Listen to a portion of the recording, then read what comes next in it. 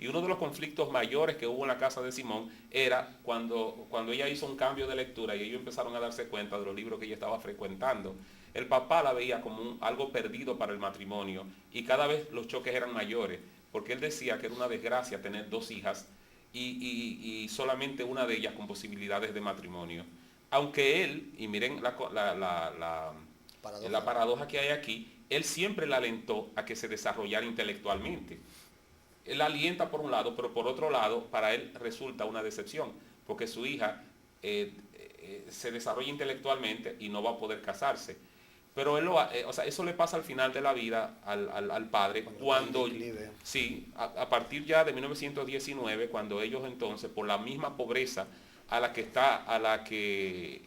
sea, por la misma pobreza que tenían, por la quiebra que había tenido el abuelo con unos préstamos ahí que hizo el abuelo de Simón de Beauvoir, esos préstamos y la quiebra del abuelo arruinó a toda la familia y, como decía Moisés, tuvieron que mudarse a un lugar donde después de tener servidumbre, ya no tenían servidumbre, donde en vez de tener dos habitaciones, una para cada hermana, tenían una habitación compartida, entonces vivían demasiado constreñidos.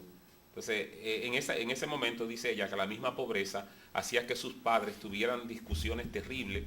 Y también eso provocó, Ramón, que la autorizaran a ella a estudiar, porque al final iba a tener ella que ganarse la vida. Entonces, ni una cosa ni la otra, y al final ella entiende que una cosa mala que ha sido su ruina, al darse cuenta que va a tener ella forzosamente que ganarse la vida, porque ya no hay herencia de ningún...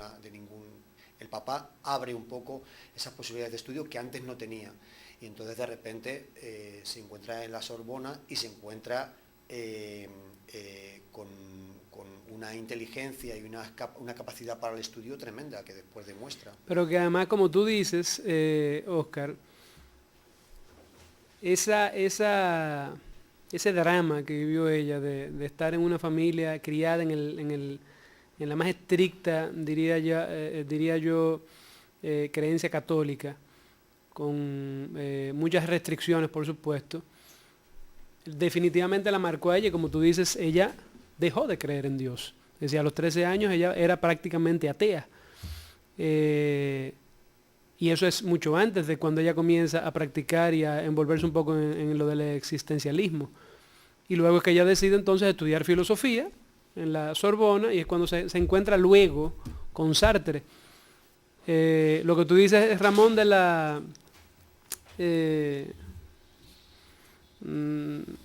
aborto y eso, ella inclusive llegó a firmar un tratado, se llama el Tratado de las 343, que fue un tratado que firmaron 343 mujeres, que le llamaron el Tratado de las 343 sinvergüenzas. Eso fue mucho más tarde, eso fue sí, en el claro, 71. Pero hablando sobre eso, ella lo firmó. Ese tratado es el tratado en donde esas mujeres aceptan haber por lo menos cometido un aborto. Y luego de ese tratado es cuando ella finalmente se declara feminista, porque todavía ni siquiera habiendo escrito el segundo sexo, que fue lo que marcó realmente la pauta para el feminismo que conocemos actualmente, ni siquiera habiendo escrito que ya lo había terminado, se consideraba ella feminista. Luego de firmar eso fue que ella lo reconoció, digamos. Con respecto al rechazo a su propia maternidad, tal y como decía Oscar, no es el rechazo a la maternidad como tal, sería estar en contra de una ley natural. Ella dijo en una ocasión, escribió, que ella no podía tener críos, no podía tener hijos, porque ella estaba dedicada demasiado a la lectura, demasiado a la intelectualidad y demasiado ocupada con el proceso social que se estaba viviendo en Francia, con el propio marxismo, la forma en que lo veía Sartre, que fue el creador de una interpretación diferente del marxismo fundamentado en el existencialismo, y que eso no le daba tiempo a ella para atender niños. Pero dijo, sí, claro, no descarto la posibilidad de que a los 18 y a los 19 años yo haya pensado en eso. A los 18 y a los 19 años. A los 18 y a los 19 años justamente cuando tiene ella esa restricción de la lectura y de la apertura de las cartas, que eso la marcó para toda la vida. Y ese espacio que ella siempre le pidió a Sartre, o sea que nunca quiso casarse, no, porque Sartre tampoco quería casarse, tampoco quería tener hijos, y además que nunca tuvieron una relación verdaderamente oficial, aunque fue una relación de toda la vida, pero fue una unión libre de toda la vida, que no tuvo ni siquiera lo estricto de tener una sola pareja, sino que ambos tuvieron algunos affair con otras personas, y en el caso de Simone de Beauvoir lo tuvo de manera muy profunda, que más tarde necesariamente hay que hablar de esos amores, ¿no? Esa relación sentimental de Simone de Beauvoir con el escritor norteamericano, que puso en tela de juicio todos los preceptos que Simone de Beauvoir había vertido en el segundo sexo.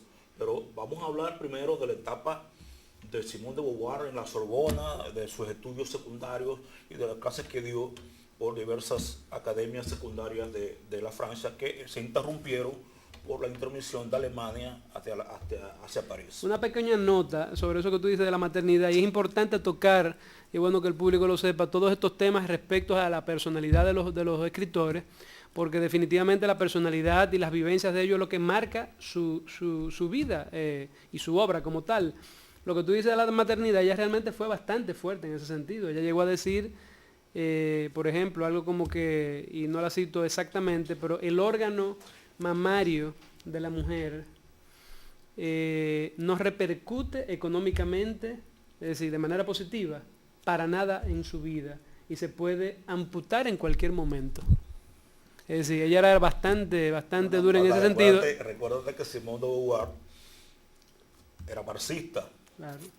Era una renegada, igual que Sartre, y el marxismo plantea que la infraestructura, las condiciones materiales de existencia condicionan la superestructura, la religión, la psicología, claro, todo lo que tiene que ver con el andamiaje del pensar en el ser humano. Ella iba a decir que la verdadera posición de la mujer en el mundo debía ser económica, y que si hay un problema de la dependencia de la mujer hacia el hombre, de que la mujer se ve como algo que viene pegado al hombre, es justamente porque la mujer no había conseguido independencia económica, y no estaba equivocada. En el día de hoy estamos viendo cómo la mujer está ocupando todos los centros de trabajo y los centros de dirección y de alta dirección, como el caso de Presidencia de la República, y esa independencia económica ha hecho que la mujer también tenga una independencia con respecto hasta lo sentimental con relación al hombre.